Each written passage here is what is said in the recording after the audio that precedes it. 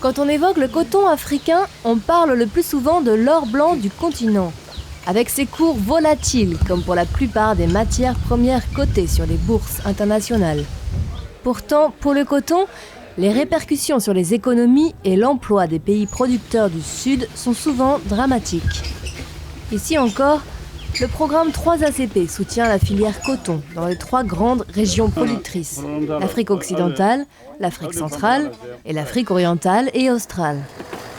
En concertation avec les acteurs de la filière, plusieurs interventions prioritaires pour le secteur ont été financées, comme le développement de stratégies coton régionales ou ces formations en gestion des risques dus aux fluctuations des prix du coton.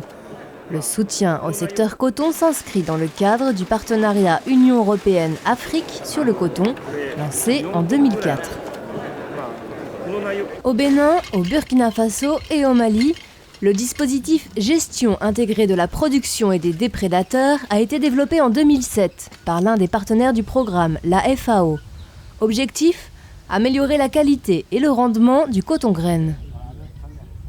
Des champs-écoles ont vu le jour pour former les agriculteurs à une meilleure pratique agricole qui préserve leur santé et l'environnement.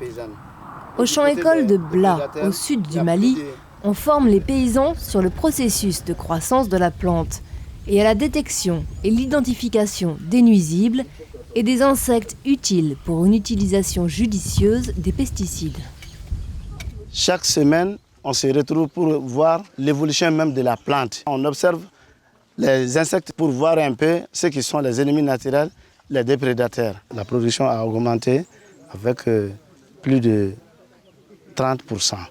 Bon, du côté de la santé humaine et animale aussi, ça fait un grand pas pour la santé du producteur, voyant la réduction de l'utilisation des pesticides. En moins de 4 ans, 16 000 producteurs maliens ont été formés. Aujourd'hui, avec un cours du coton à la hausse, les demandes de formation se multiplient. Et déjà, les coûts de production baissent grâce à l'utilisation de pesticides naturels comme la feuille de Nîmes.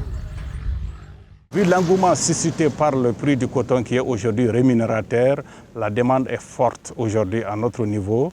Cette demande nous dépasse. C'est pourquoi, à l'avenir, il faudrait davantage former le maximum d'agents pour que ceux-ci puissent restituer la formation reçue au maximum de producteurs à la base.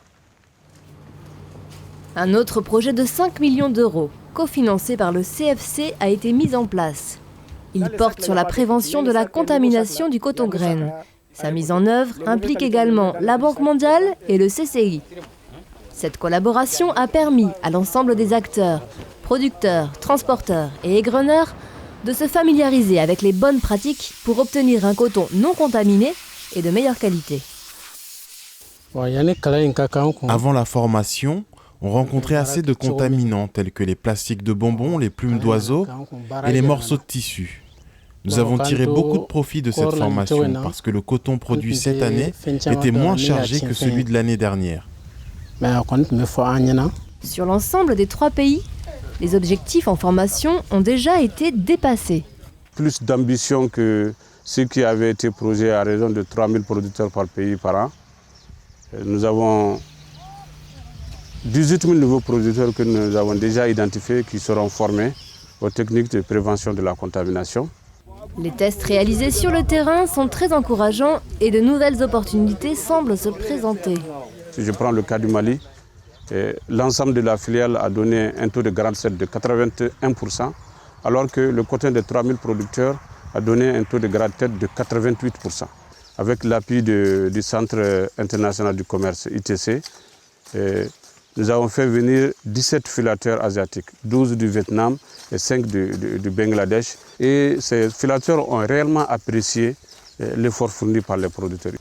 Et ils ont même demandé s'ils pouvaient avoir ce coton produit déjà en première année pour pouvoir le tester chez eux.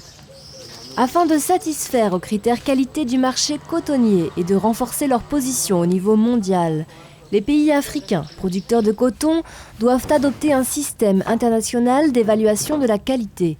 Le programme 3ACP cofinance avec le CFC et sous la supervision du Comité consultatif international sur le coton un système de mesure de la qualité des fibres coton utilisables par l'ensemble des pays producteurs. Dans le même esprit, 2 centres techniques régionaux ont été installés à Dar es Salaam en Tanzanie et à Ségou au Mali. Ils sont aujourd'hui opérationnels. Ce sont des outils indispensables pour s'assurer que la matière première est aux normes internationales en matière de fiabilité lors de tests techniques de coton. Le projet consiste à une mise à niveau des différents laboratoires de la sous-région et de l'Afrique centrale et de l'Afrique de l'Est. Cette mise à niveau aussi nous a permis de mieux connaître notre coton, de mieux valoriser ce coton et mieux vendre ce coton dans le marché international. Ici, au centre technique Certifex de Ségou, on a pris en charge le coton issu des zones de production du projet de prévention de la contamination du coton graine pour tester son degré de contamination. Pour le directeur de Certifex, le rôle du centre est primordial. Grâce à la création de ce centre technique régional, nous avons pu former les acteurs de la filière coton, en particulier les classeurs de différentes sociétés cotonnières, au maniement des chaînes de mesure intégrées, les classeurs des 10 pays de l'Afrique de l'Ouest et du Centre. Je veux parler du Bénin, du Burkina Faso, du Cameroun, de la Côte d'Ivoire, du Mali, du Tchad, du Sénégal, ont tous été formés ici et aujourd'hui sont capables d'utiliser des chaînes de mesure intégrées pour déterminer les principales caractéristiques du coton fibre.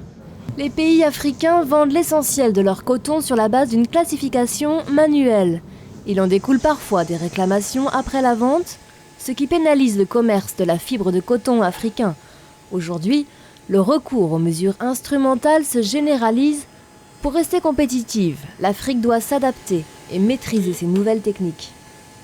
La révolution blanche est donc en marche. La contribution du programme 3ACP joue un rôle majeur vers la modernisation de la filière. La restructuration du secteur demandera encore beaucoup d'efforts, d'autant que les producteurs concurrents, Inde, Turquie ou États-Unis, restent plus que jamais dans la course.